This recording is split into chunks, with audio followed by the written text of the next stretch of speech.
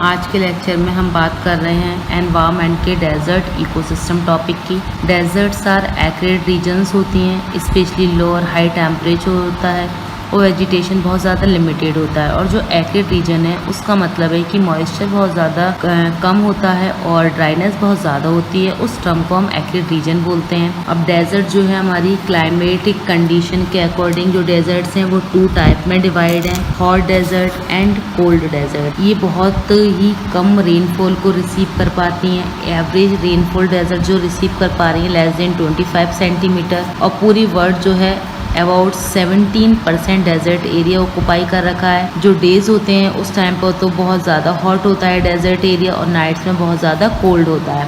For example है Thar desert. अब हम बात करें various components of desert ecosystem. अब फर्स्ट है एबायोटिक कंपोनेंट। अब abiotic component non living components की बात कर रहे हैं। मीन्स जो एबायोटिक कंपोनेंट्स होते हैं हमारे डेजर्ट इकोसिस्टम के फैक्टर्स इसमें आ जाते हैं, लाइट, टेम्परेचर एक्सेट्रा। अब हम बात करेंगे बायोटिक इकोसिस्टम की।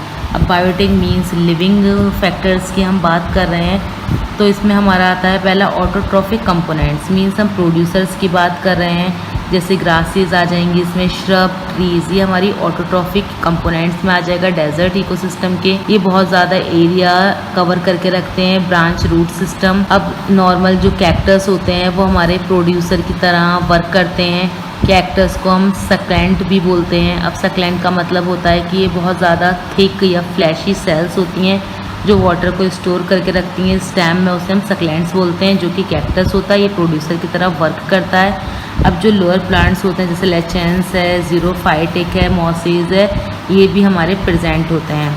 अब नेक्स्ट है हेट्रोट्रॉफिक कंपोनेंट्स। मीन्स हम कंज्यूमर की बात कर रहे हैं।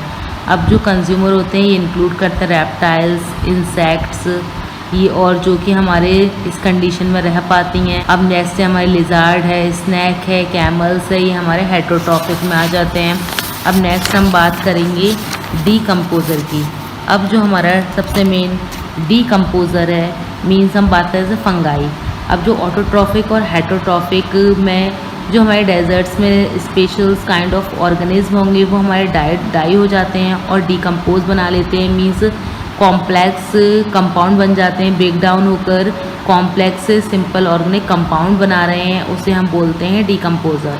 डीकम्पोजर का सिंपल सा मतलब है कि कॉम्प्लेक्स कंपाउंड से कन्वर्ट होते हैं सिंपल कंपाउंड में, उसे हम डीकम्पोजर कहते हैं।